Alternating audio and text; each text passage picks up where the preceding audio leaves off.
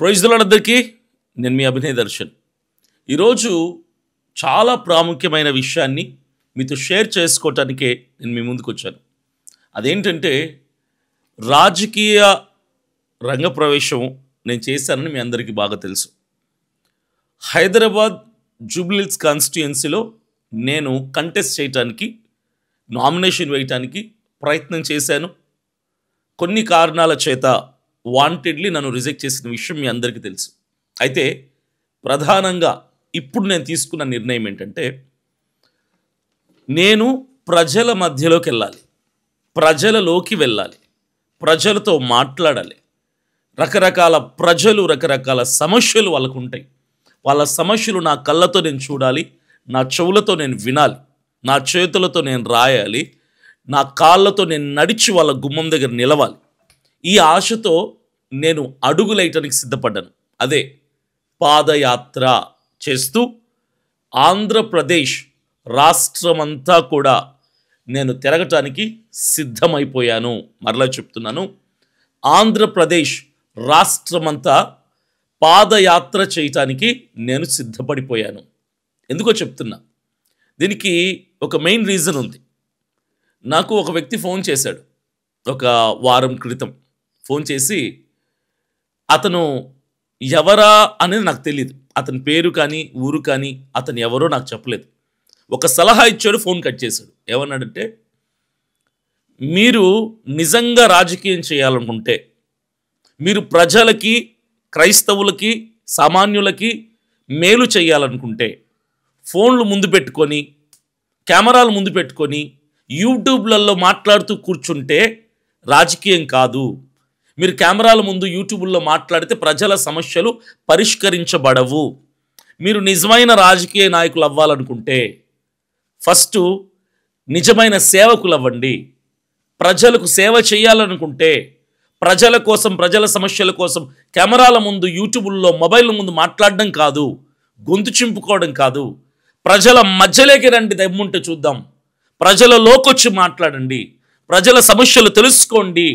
అప్పుడు మీరు నిజమైన పాలకులు అవుతారు, సేవకులు అవుతారు, నాయకులు అవుతారు అని అతను చెప్పినప్పుడు నాకు కోపం వచ్చింది, బాధేసింది. ఒక మాట అడిగా, అసలు మీరు ఎవరు బ్రదర్ అన్న. ఒకటే చెప్పాడు, నేను ఒకటే కోరుతున్నాను, మీరు చేస్తున్న పోరాటాలు నాకు నచ్చాయి, కానీ మీరు వెళ్తున్న వే ఏదైతే ఉందో ఫోన్లలో కెమెరాల ముందు మాట్లాడుతూ, అది కరెక్ట్ కాదు. మీరు ప్రజల్లోకి వస్తే అప్పుడు ప్రజల ఇంటూ మీకు అర్థమవుతారు. ఇది నా సలహా మాత్రమే, పాటిస్తారో పాటించడం మీ ఇష్టం అని ఫోన్ కట్ చేశాడు. తర్వాత నేను ఆలోచించడం మొదలుపెట్టా. అతను చెప్పిన దాంట్లో తప్పేముంది అనిపించింది నాకు. నిజమే కదా, నాయకుడు అంటే ఫస్ట్ సేవకుడు అవ్వాలి. సేవకుడు నాయకుడు అవుతాడు. సేవకుడు అవ్వాలంటే ప్రజల మనస్సు తెలుసుకోవాలి. ప్రజల మనసు తెలియాలంటే కెమెరాల ముందు, మొబైల్ ముందు మాట్లాడితే ప్రజల మనసు ఎలా తెలుస్తుంది? తెలియదు కదా. సో నేను ఒక తీర్మానం తీసుకున్నా, ప్రజలలోకి వెళ్ళాలి అని. ప్రతి గ్రామానికి, ప్రతి వీధికి, ప్రతి ఇంటికి నేను వెళ్తా, పాదయాత్ర చేస్తున్నా. డేట్ ఎప్పుడు చెప్పునా? జనవరి 10వ తారీఖు నుంచి ప్రారంభిస్తున్నాం.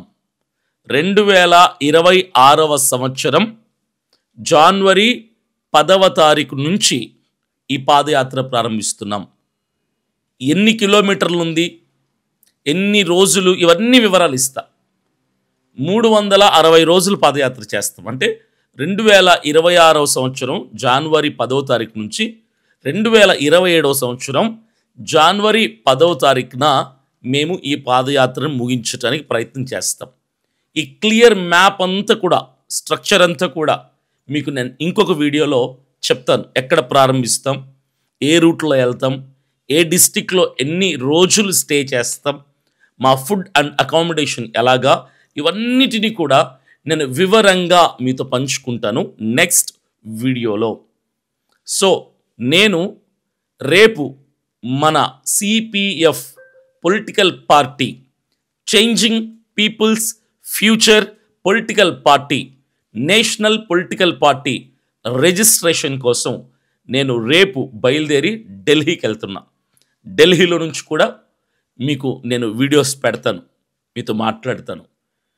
ఈ 10 నెలల కాలం, 10 నెలలు పడుతుంది మనకు రిజిస్ట్రేషన్ కంప్లీట్ అయ్యి మన చేతికి పార్టీ రావడానికి. ఒక 10 నెలలు పడుతుంది మ్యాక్సిమం టైం. అది 5 నెలల నుంచి 10 నెలల లోపల అవుతుంది.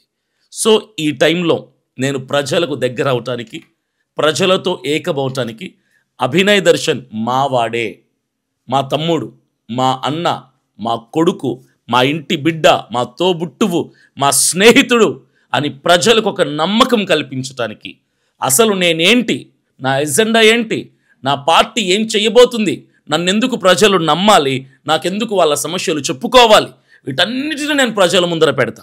ఓపెన్గా నేను ఉంటాను, ప్రజలతో ఉంటాను. దాదాపుగా సంవత్సరం రోజులు, 365 రోజులు ప్రజలలోనే ఉంటా, ప్రజలతోనే ఉంటాను. నేను ప్రతి నియోజకవర్గం ప్రజలందరికీ ఈ వీడియో షేర్ చేయండి.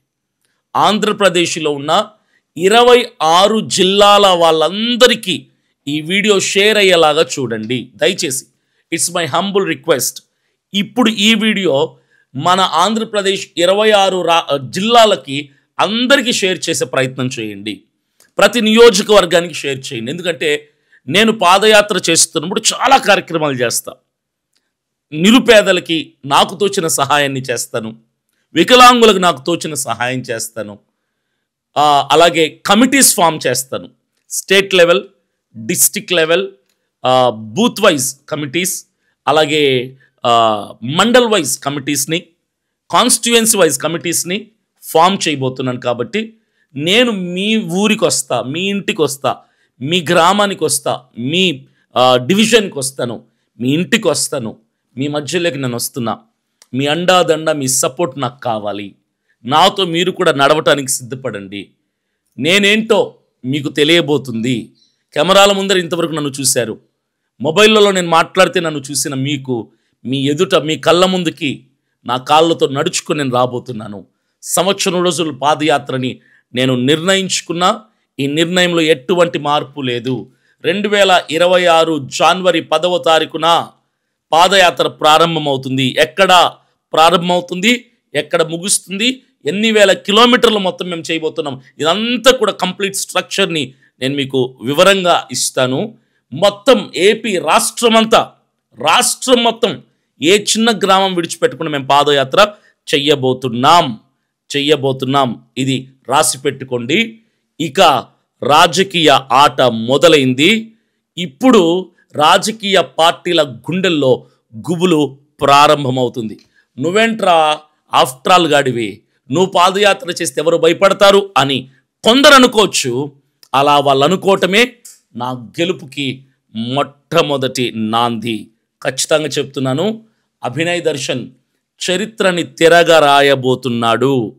క్రైస్తవుల పక్షముగా, బడుగు బలహీన వర్గ ప్రజల పక్షముగా, ముస్లింల పక్షముగా, మైనారిటీ ప్రజల పక్షముగా, బీసీల పక్షముగా, సామాన్యుడి పక్షముగా వాళ్ళ గలం అవటానికి, వాళ్ళ ప్రశ్నగా నేను ఉండటానికి, ఒక ధైర్యంగా వాళ్ళ సైన్యముగా నేను ఉండటానికి పాదయాత్రతో అడుగులేస్తూ ప్రజల మధ్యలోకి అభినయ్ దర్శన్ రాబోతున్నాడు. ఒక పాదయాత్ర కాదు, ఇది మన రాష్ట్ర ప్రజల కోసం, మన కోసం ఒక సంకల్ప యాత్ర.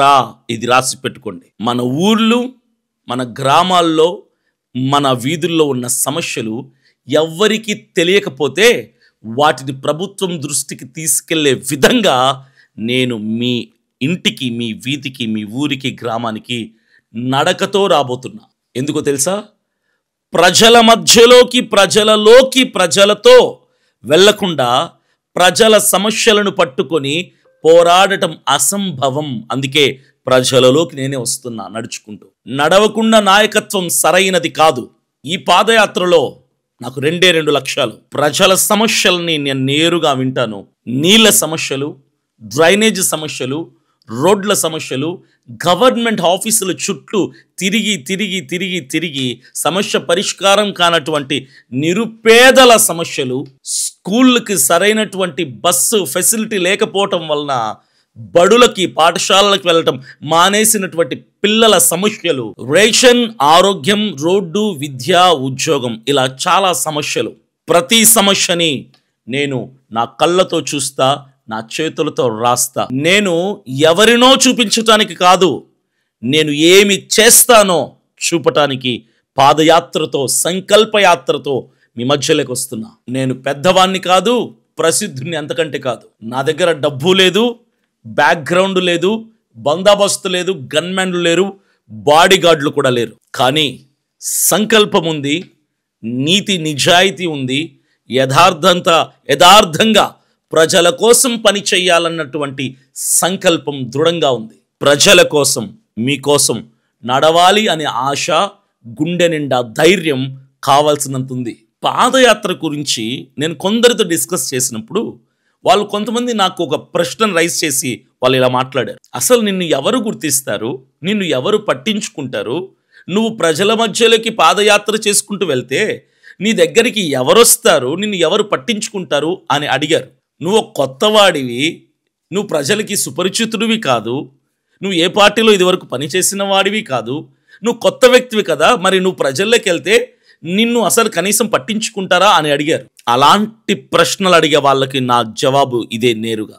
సార్, నాకు అర్థం కాదు, ప్రజల మధ్యలోకి నడకతో నడుచుకుంటూ వాళ్ళ ఊరికి, వాళ్ళ ఇంటికి, వాళ్ళ గుమ్మం దగ్గరికి వెళ్ళి నిలబడి మీ సమస్య ఏంటి చెప్పండి సార్, మీ సమస్య ఏంటి చెప్పండి అమ్మా, మీ సమస్య ఏంటి చెప్పండి తల్లి అంటే ఎవరు నిరాకరిస్తారు, ఎవరు వద్దుపో అంటారు? ప్రజలు సమస్య వింటానని వచ్చిన మనిషిని వద్దుపో అని ఎవరైనా అంటారా?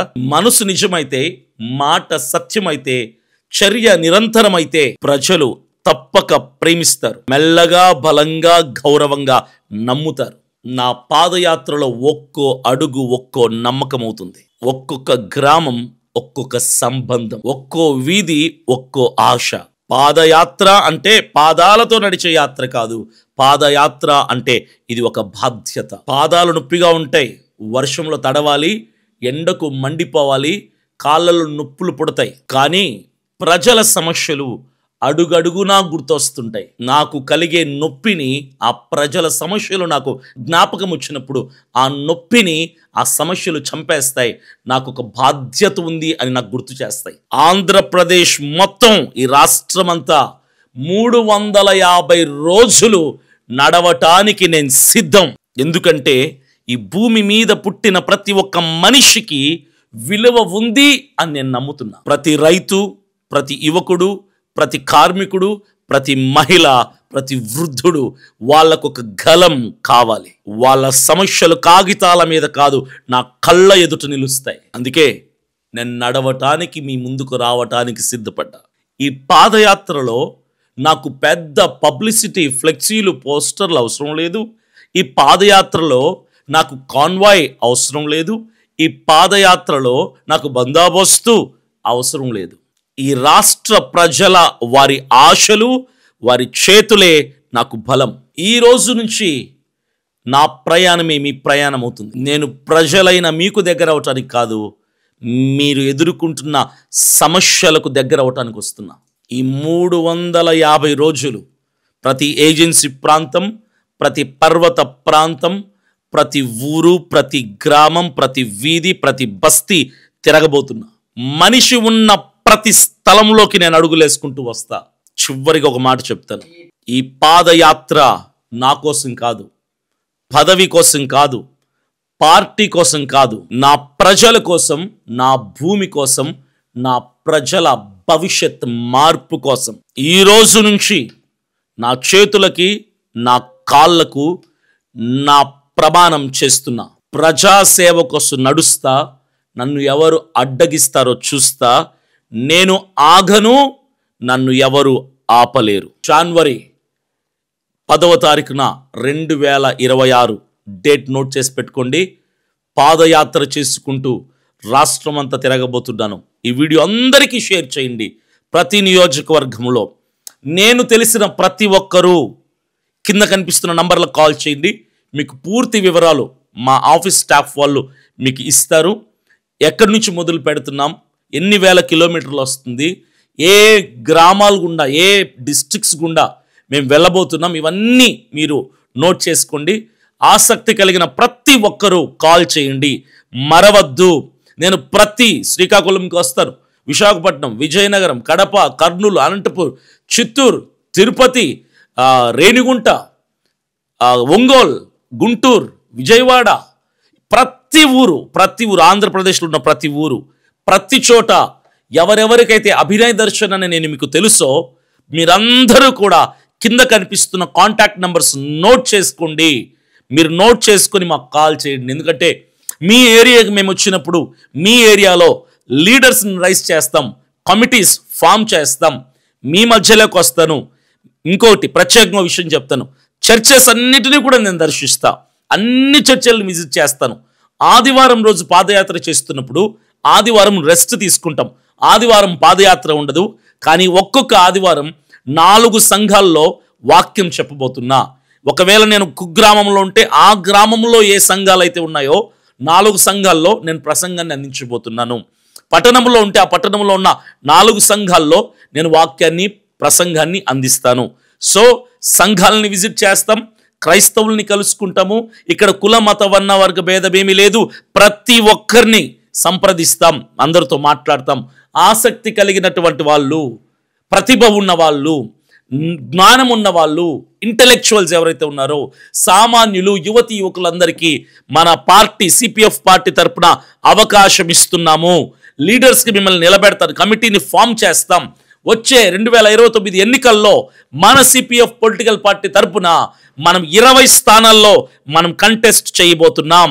రాసి పెట్టుకోండి, 2026 సంవత్సరం జనవరి 10వ తారీఖు నుంచి మన పాదయాత్ర, సంకల్ప యాత్ర ప్రారంభం అవబోతుంది. రాష్ట్రం మొత్తం తిరగబోతున్నాం. ఆసక్తి కలిగిన వాళ్ళు నాతో పాటుగా జాయిన్ అవ్వండి. మీరు ఉద్యోగస్తులైనా, వ్యాపారవేత్తలైనా, చదువుకుంటున్న వాళ్ళైనా సరే, మీరు ఒక్కరోజు సెలవు పెట్టి మీ ప్రాంతానికి వచ్చినప్పుడు నాతో రండి, నాతో నడవండి. ఒక్కరోజు మీ ఏరియాకి వచ్చాడు, మా ఏరియాకి వచ్చాడు అన్న అని మాతో పాటుగా ట్రావెల్ అవ్వండి. నెక్స్ట్ ఇంకొక ఏరియాకి వెళ్ళినప్పుడు ఆ ఏరియా వాళ్ళు మాతో జాయిన్ అవ్వండి. సో కింద కనిపిస్తున్న నంబర్లకి మీరు కాల్స్ చేయండి. మా స్టాఫ్ మెంబర్స్ మీకు వివరాలన్నింటినీ కూడా మీకు అందిస్తారు. మీ ఇంటి బిడ్డగా, మీ తోబుట్టువుగా, చరిత్రను తిరగరాసే కలముగా, సామాన్యుల గలముగా, మీ ధైర్యంగా, ఓ సైన్యముగా, అన్యాయాన్ని ఎదిరించి ప్రశ్నించటానికి నేను వస్తున్నా. పాదయాత్రతో మీ మధ్యలోకి వస్తున్నా, మీకోసం వస్తున్నా. జై సిపిఎఫ్, జై హింద్.